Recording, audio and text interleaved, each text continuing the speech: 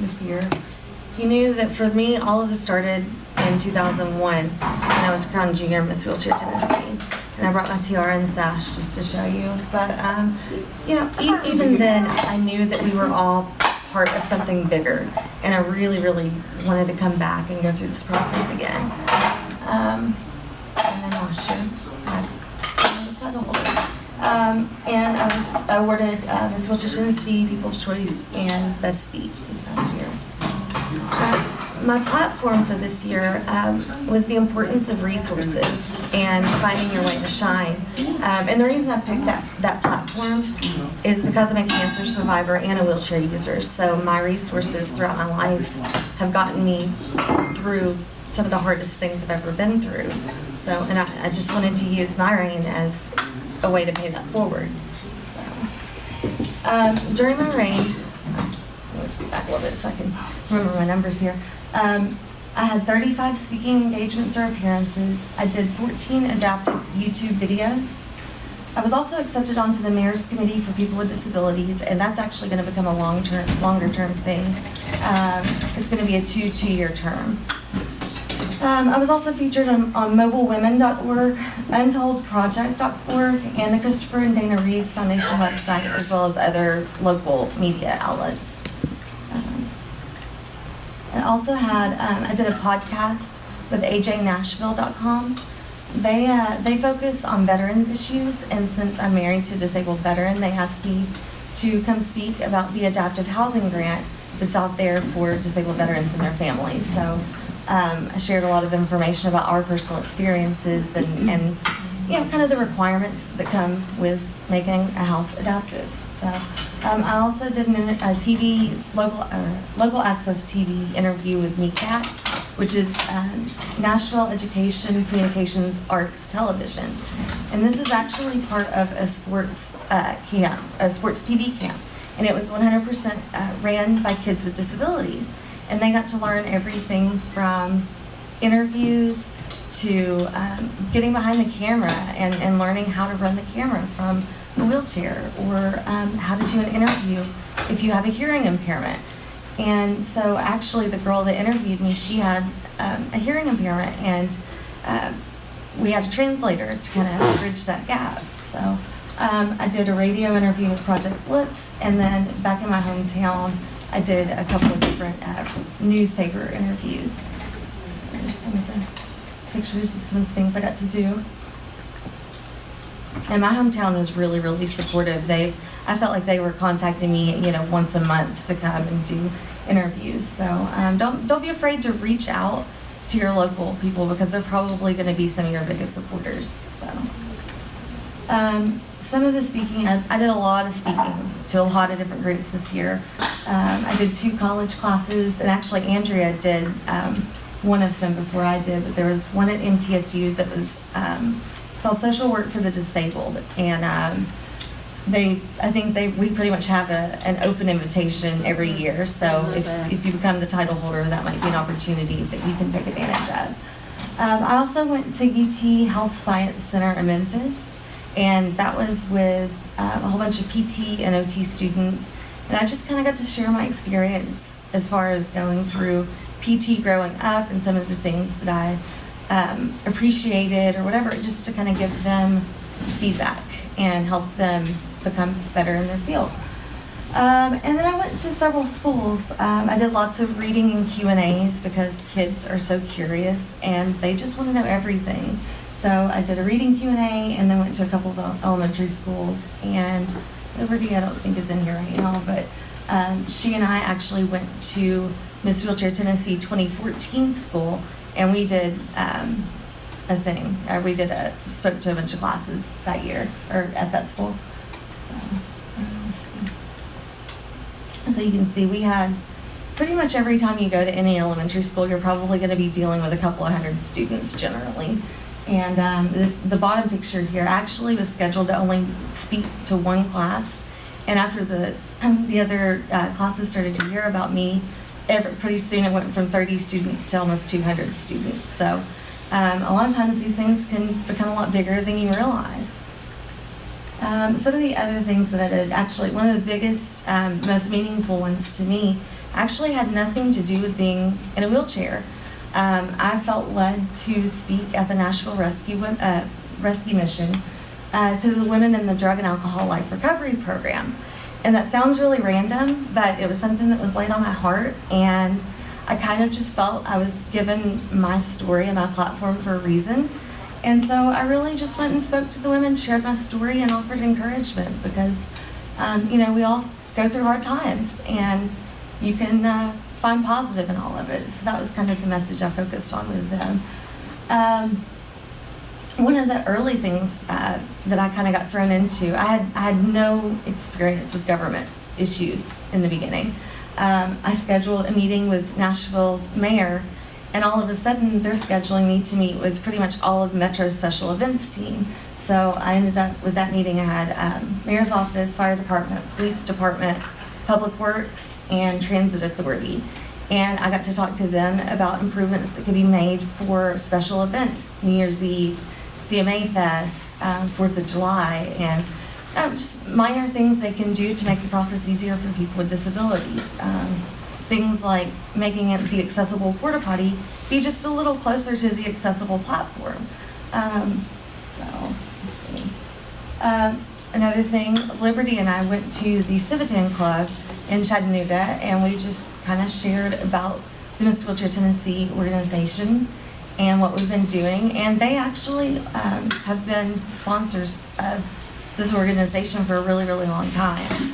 So another thing Liberty and I did together was a TPA lunch and learn.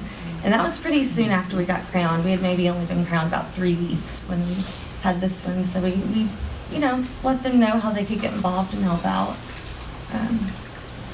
So there's some of the pictures. The bottom one on the top is Nashville Rescue Mission, and then the bottom one is from the meeting with Metro and Civitan. Let's see. One of the biggest things that I got to do was I got to speak at a masquerade charity ball for an organization called The Chive, and they have different chapters everywhere, but this one, they really, really wanted me to come speak and talk about their impact because they were one of my biggest sponsors coming into this competition. So that was a really big deal for me to be able to speak to all the people that really supported me in that. Another thing that was really meaningful was able youth played a huge role in my life growing up, and the parents and the coordinator of that program really, really wanted me to come back and share my experiences and how that program helped me. And so that was kind of neat to come back and speak to the parents and give them tidbits on how to help their children become more independent as wheelchair users. So that was a really neat full circle moment for me on that. And then the very last speaking engagement that I had this year was at the Tullahoma Women's Club. And that was special because my mom got to be there, and it was my hometown, and it was actually the woman that asked me to come speak to that group is the woman that fitted me for my dress for Miss Wheelchair America. And she actually had also fitted a previous title holder back in the, I want to say 70s. So it was just something that she randomly brought up, and I actually recognized some of the names, so that was pretty neat that she's been involved. So there's some pictures. Some of the other things I did a parade in my hometown. A lot of times I'll set up informational tables, so I'll have pamphlets, and I did a lot of tiaras and goodie bags and things like that, and I had a coloring station, and I think I have a picture of it coming up in a second, but basically it's a big board, and it said, whether you wear a princess crown or a knight's shield, don't forget to make it shine. So it was kind of my way to tie in a positive message, get the kids stopping and talking, and engaging with families and things like that. So I also got to tour Promobile, which I know Andrea, you did a tour there too. If you ever get a chance, if you become the title holder, you definitely want to try to turn that into an opportunity because they are incredible. They love what they do, and they're a huge supporter of our organization. I also went to just some adaptive sporting events. I kind of went and just supported and was there and interacted with people at a tennis tournament. And then there was also a fashion show. I actually didn't go to that one in Crown and Sash because I didn't want to take away from what they were doing. I didn't want to take away from the models, so I chose to just be there and support. So just keep in mind, anything you put out there can always turn into an opportunity. And in fact, they're probably going to have me be a part of the fashion show this next year. So, and then because I have spina bifida, they asked me to be a part of the walk and roll, so I got to help, award teams. They had posters and T-shirt designs and things like that. So that was neat to get involved in the spina bifida community. And then Nashville doesn't have as big of an ADA celebration as Chattanooga. They're kind of regrouping right now.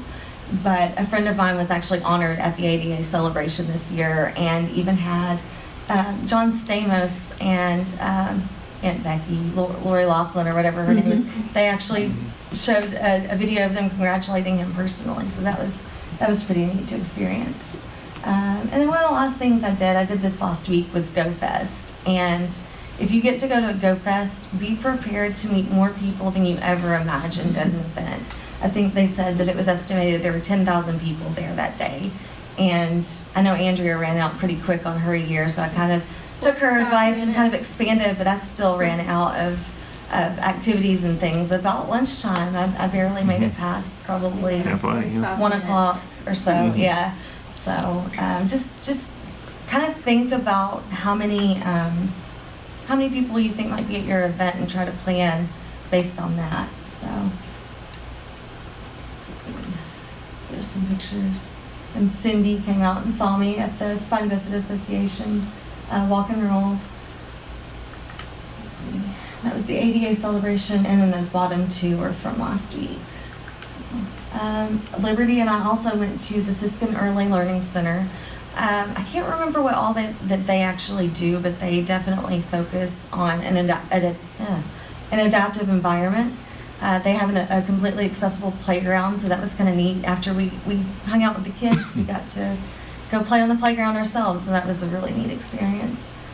My gym actually honored me. I have a picture on the wall at my gym because they have started acknowledging anybody that's won first place at a statewide competition. Able Youth Sport, Super Support Saturday. Again, Able Youth was a huge, resource in my life, and so I just like to stay involved in that community because it made such a difference in my life that you never know by just being there and being an adult with a disability, or a young adult with a disability, the impact that can make just by being around and being seen. I had a PT/OT student come and observe my workouts, and we talked about different ways to that she could help her patients in working out, whether it's adaptive equipment or finding just adaptive ways to make a workout work for them.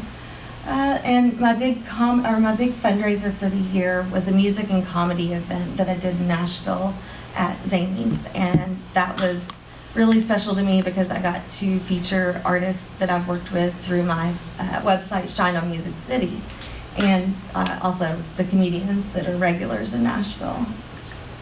So there's some pictures from the Siskin Learning Center there and the sports at my event.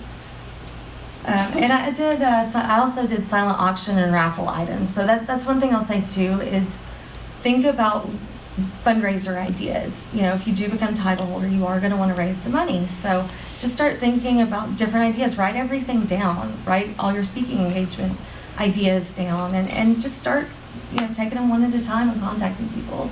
But I got to meet so many political figures this year, and again, I never considered myself very knowledgeable in the government world, but I got to meet the governor, Bill Haslam, and former Nashville Mayor Barry and current Mayor David Briley, as well as Franklin Mayor Ken Moore.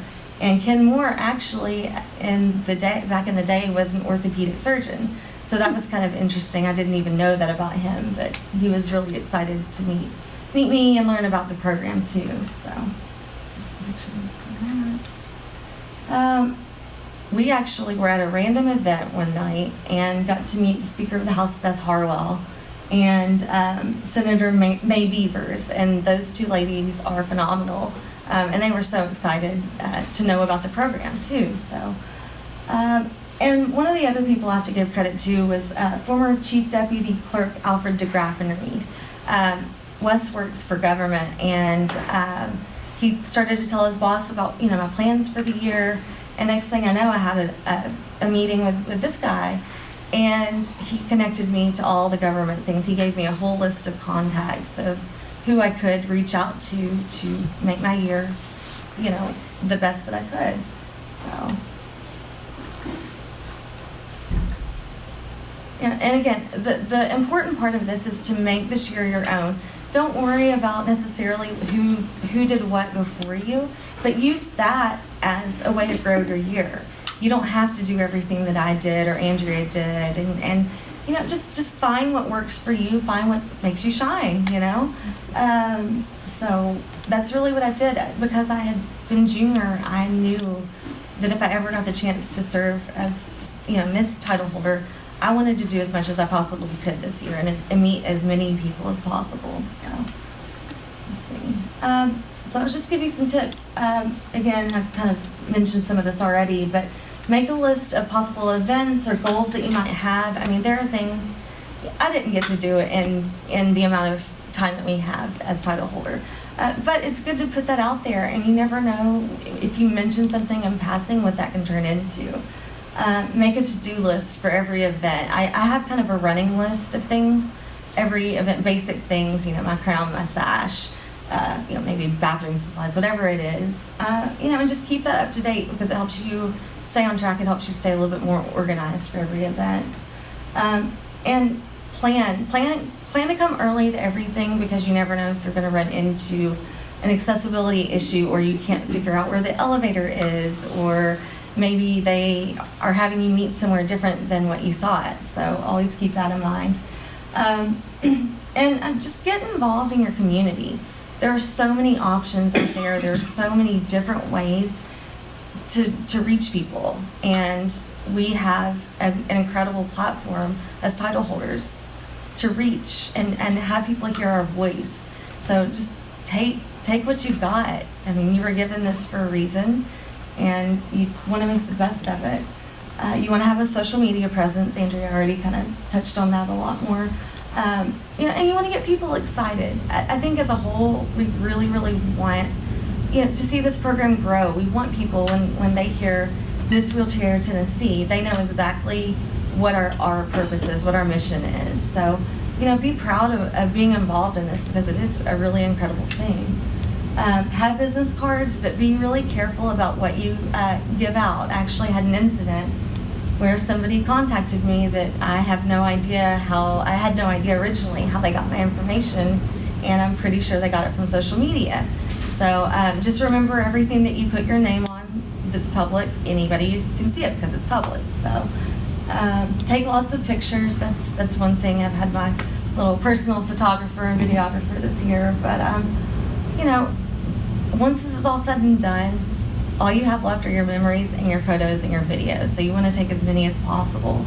And just have fun with it. Get the kids engaged because those kids are the future. You have the power to change a child's mindset just by having a conversation with them. And if it takes a coloring station to do it or whatever, or a princess tiara or whatever, do whatever you need to. But just get them engaged and get them excited about what you have to say. One thing that I learned very, very early on is when you're dealing with political figures, be brief. Have kind of your mission. Know what you're going to say to them before you go in there, because you may only get a couple of minutes. You actually may only get a photo opportunity, and they're on to the next group. So you want to make sure that you know what your reason for using their time is for. So, and some people are going to want to know your whole story, and some people just want the goodies and to go on. And so you do want to have, don't take it personal, because not everybody there is necessarily going to ask a million questions or whatever. And don't get discouraged either if things just don't pan out. Sometimes you have all these events scheduled and things get rearranged, or something comes up and the event gets canceled, or weather, or whatever. So don't take it personal, but keep looking for more opportunities. And don't overbook yourself. I had that issue in the very beginning. I had 6 events my first month, and I don't think I got any sleep for the first month either. So, take care of yourself in the process. It's hard, but you can do it, and you just have to find the balance. So, and most importantly, have fun with it and be authentic. Again, you have the power to make a difference with your story, and even if it's just one person, you never know.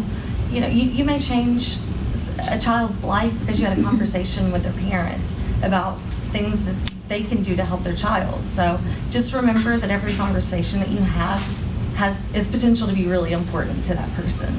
So one thing, and I'm kind of getting close to the end here, that I did this year that I never imagined doing was I started a YouTube channel. Because as I started to go to these events, I realized there were a lot of people out there with a lot of questions, and they want to know the answer, but they don't always want to come up to you and ask. And sometimes you don't want to answer every single question. Sometimes it's just easier to kind of put it out there into the universe and let them, you indirectly answer it. So I never expected it, but I started it in February, and I have over 50,000 views now on my channel, which I plan to keep up after this. So I'm just going to show you some examples of some of the video, like small clips of some of the videos I've done this year to give you an idea. But it's mostly adaptive YouTube videos. So don't I still just take that? Or hit skip. Hey guys, so today I want to do my first video for the adaptive workout videos. I'm here with my trainer Patrick. Hey guys! My trainer Patrick, and we're going to show you some things you can do if you have a disability or are in a wheelchair. So here we go. Since I don't have brakes on my wheelchair because they add weight to the chair, we actually use kettlebells and prop them in between my front masters and my wheels. So that way, when we get both of them in here, I can't roll. Which means I can actually follow through with the motions that I'm doing. Yeah, let's get this out. You can see like I don't really move. There it again, so you can see how she keeps her shoulders pulled back nice and tight. She keeps her spine nice and flat in alignment as she goes up. Really pivoting. My trainer was so excited to get to do this with me. We're going to keep doing it. Parallel to the ground there, and she's going to rotate out and press directly overhead. Back down, rotate back in, perfect.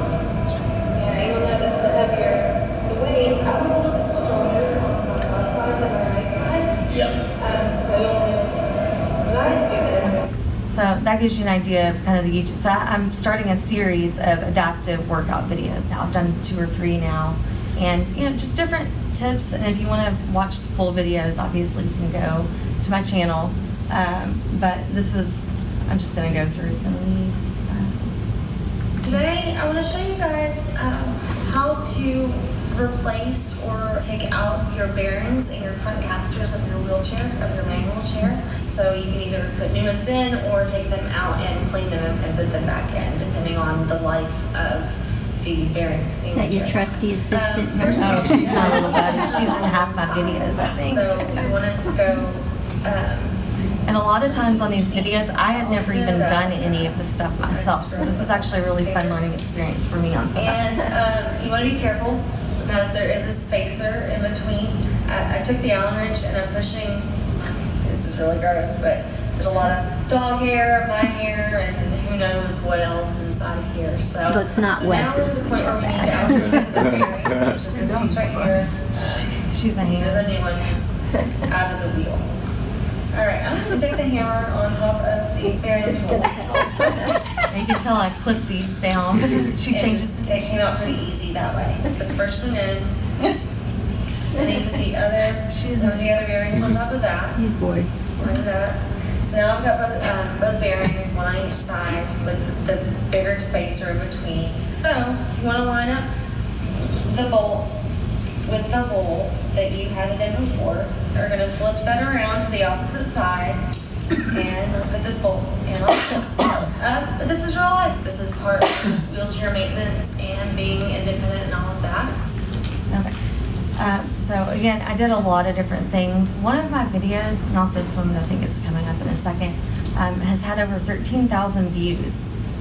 And it was just showing my home adaptations in my own house. And my house isn't 100% wheelchair friendly even, so I was really surprised. But you know, a lot of my channel is just tips and tricks and personal experience. So Very few people. all right, yeah, so this one actually, I'm only going to show a little bit of this because this is a long video, but this one was the most popular one so far, and I still don't know what I did right.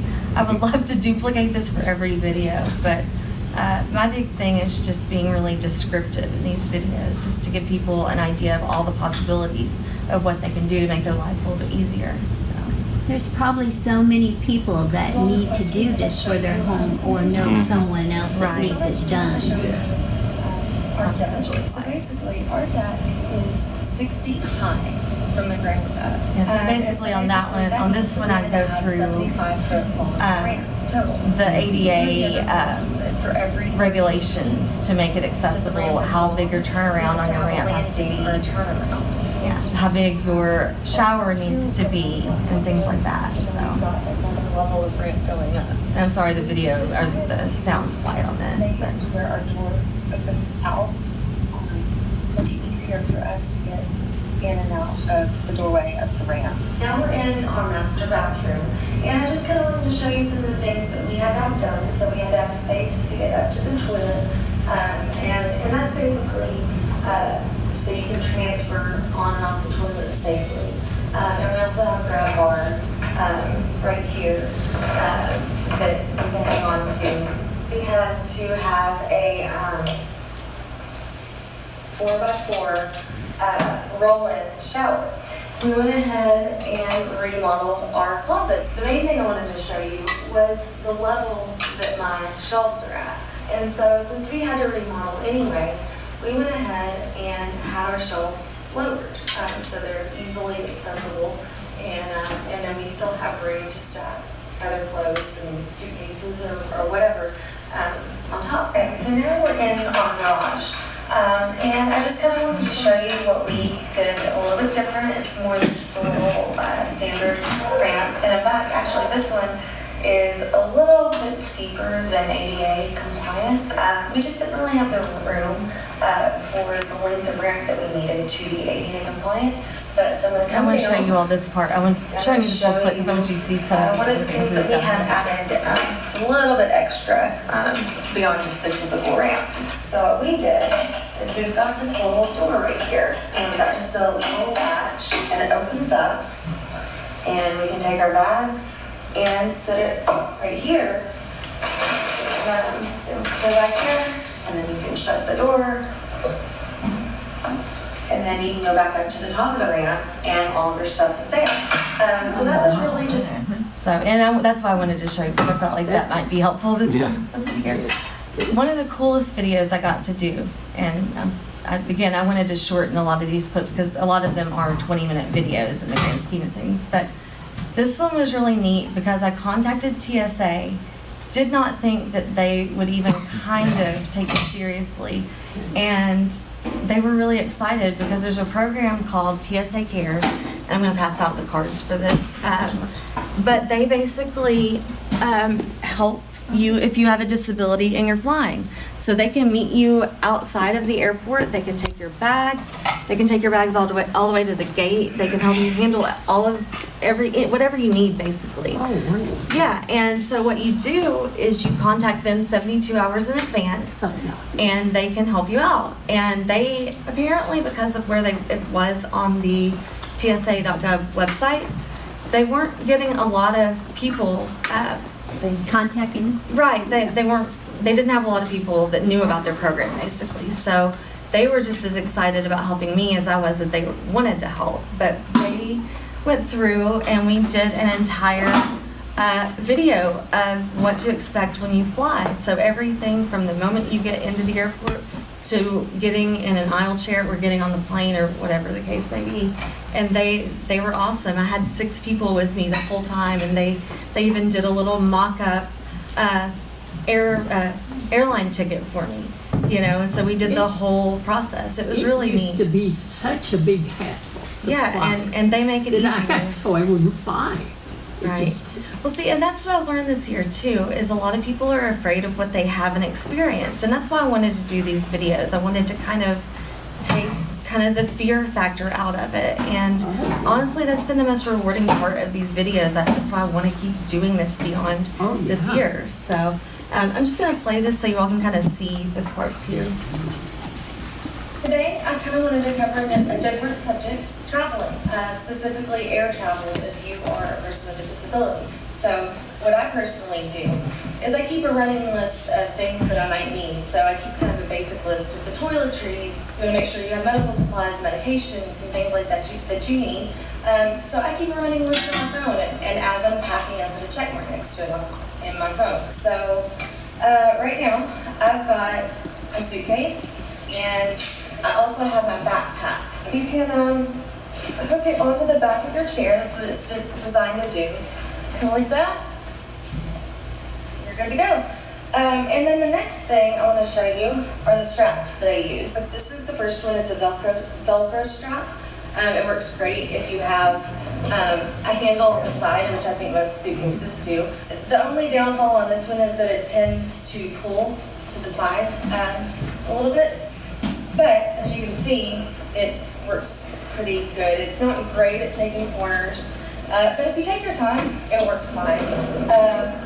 But a new one that I recently got is this red strap right here. You'll see it has the clip. Let's stick it through there. And you did still adjust this one a little bit, but it doesn't move as much. The only downfall to this one is that you have to kind of get the strap just right so the suitcase doesn't dig into your feet too much. So we just got inside the airport and we are waiting for PSS or TSA clearance right now, and this person's going to come help us and make this process a little bit easier. I was shocked. They actually let me film through security and everything. They were so nice about it. Yes, ma'am. We can take your bag for you. Great. And the security check for So you. this is part of TSA Cares. Security. So we're about to go through security. They're going to pull us to the side so we have our own separate screenings since we can't go through the actual screen. So that's the process we're about to do now. Start in the back. Are you to lean forward and put your arms out? We did think they'd let us do this, but I couldn't believe that they let us do as much as they did. Alright. Just going to go around the corner and test my gloves. Relax. And you're all set to go, ma'am. Alright, just thank you. Have a good day. So this is the point where you grab your bags and you head to your gate. So it's actually going to take a minute and sit down with Mark Howell from TSA Cares and have him explain a little bit more about TSA Cares and what they do and what services they provide and what they provide. TSA Cares is a program we want people to know about. It helps you get through the security screening process.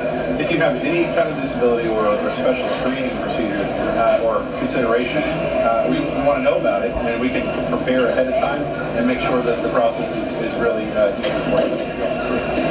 So if somebody were to use your service, how far in advance would they need to get in contact and how would they get in contact? Yeah, so we want you to go to the TSA website, it's www.tsa.gov. Right on the page, you'll see the TSA Cares. Click on that, it'll give you the phone number and email address. We ask you to 72 hours prior to your travel, give us a call. They'll ask you a couple of questions just to tailor that screening experience for you. They'll provide that to the airport that you're flying out of. Yeah, so what types of services do you provide?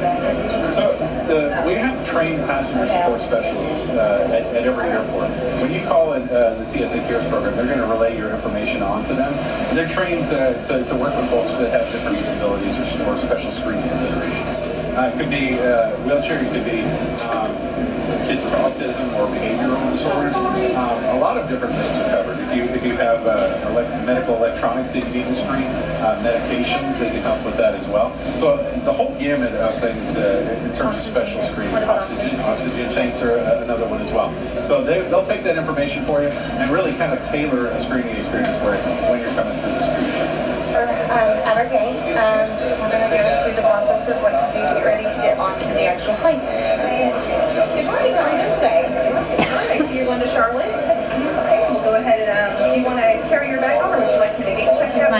hand carry your bags to the gate, and we just had them kind of off to the side. So You'll get a peak tag on each one of those. You'll get a peak tag What on your airline chair and a peak did tag you that work with? That was American. as American. I'm so used to flying Southwest. They have a slightly different colored tags for the airlines. You're flying from Yeah, Charlotte. Yeah. It was simulated. We didn't actually go to Charlotte. Yeah, Yeah. they did make. I was gonna say, that's where I had my biggest problem. Oh yeah, in Charlotte. So anyway, those are just some examples of shortened versions of what I have out there. So if you want to see full versions, you can go to my YouTube channel. Let's see. And her business card has the link if you want to Yeah. take that home. So one thing, and I actually kept this from Bliss for a little while till I found some more information. I decided, because of my experience as junior miss, that I had some access to a lot of the previous title holders before the Miss Wheelchair Tennessee organization regrouped. And so I basically used, between what I knew and the people that I had contact with, I was able to work all the way back to 1974, which is a lot further than we realized that the Miss Wheelchair Tennessee organization actually has been running. And now we have over 40 years of history of the organization. And I want to say that I have probably, over 3,500 documents now saved. I can send you all the link if you're curious. But there are some really, really neat things out there, and it's been a fun little side project. And I want you all to kind of see it at some point, because it gives you an appreciation of how far back this organization really goes and how much it's changed, because it didn't always run the way that it does now. It used to actually be, they would pick a representative that was, it was the, It was Do you the remember? Tennessee Department for Education. yeah, it was disabled or something like some that. Yeah. government agency that actually ran the program, and they would just pick somebody to be the representative. It wasn't the competition style that it is now. So, but yeah, like, so now we have over 40 years of information. I was really, really excited to be able to find so much. So that's kind of been my thing. This year, so 2,700 items so far. And I do have, a lot of it is from my reign, but there is a lot. There are hundreds and probably thousands of documents that I've put together, and I have them sorted by year now. So, I'd be interested in that. Yeah. I can send everybody links whoever's interested. But this is actually a picture of me. Actually, Regina, this is funny. Regina and I knew each other back from when I was junior miss, so we got to reconnect this and then that's Andrea Cooper in the middle, and then Selah Shoemaker. She was the the little miss. I think that was, if that wasn't the first year, it was one of the first years that they brought Little Miss to Tennessee. So, and there's some of the early documents that we found. And so, like I said, if you look on this one, it says Linda Hulton. She was. It says that she was Paralyzed and accident. yeah, and the stories are really interesting. But anyway, Linda Hulton was one of the earliest ones there. And you can see it says July 30th, 1976 on that one, but it does go back as far as 1974 from what I can tell. So, Which is that middle one. yeah, the middle one, yeah. So that was, and then the far right one was taken at Miss Wheelchair America. So, and these are some of the other cool little documents we came across. This is one of it's the program, right? The program from yeah, program from 1976. the. Miss From the- Wheelchair America. Yeah. Yeah, you can see where it says Miss Wheelchair America, and should I see if I had a date? Yeah, Miss Wheelchair 75. America, 1976.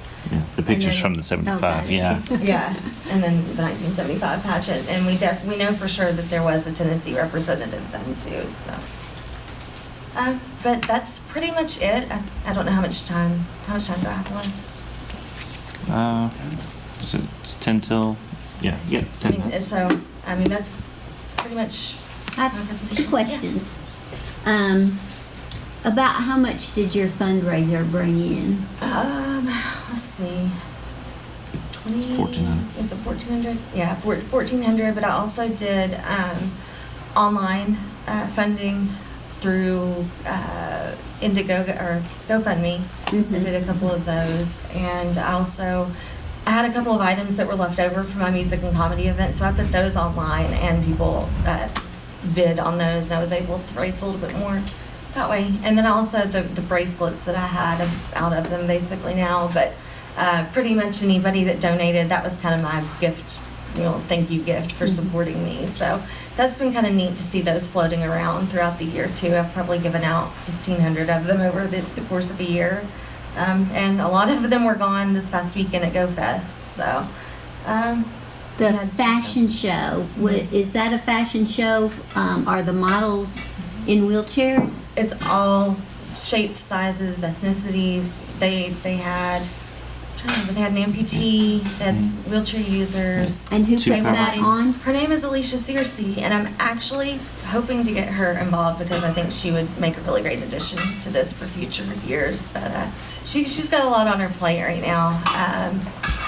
But yeah, it's fashion is for everybody is the name of Yeah, that. it's everybody. Everybody but- towards A everybody. question. Yeah. How has being Miss Woodruff changed your life? In every way, honestly. It's given me more of an appreciation for my story. We're given these circumstances, and you never know whose life you're going to touch just by being out there and being authentic and owning your story and your struggles. So I think it's made me more appreciative. I think it's made me more compassionate because now I get to be a part of the Mayor's Committee for People with Disabilities, and they have all types of disabilities, hearing impairment, vision impairments, things like that. I was thinking, and beyond that, beyond those which I think are the most personal to me, it's gotten me out of my comfort zone. You meet so many different people from all walks of life, and I don't know, there's just something really special about that, and to be a part of something bigger than ourselves. So, questions? All right, if everybody can join me in giving Lindsay a round of applause. She's been outstanding job this year. I appreciate you taking the time to compile this presentation and share your story with the girls, and you have always been available to answer any of their questions, and I know that moving forward that you will as well, and so we appreciate that you're a part of this organization from now on. Thank you.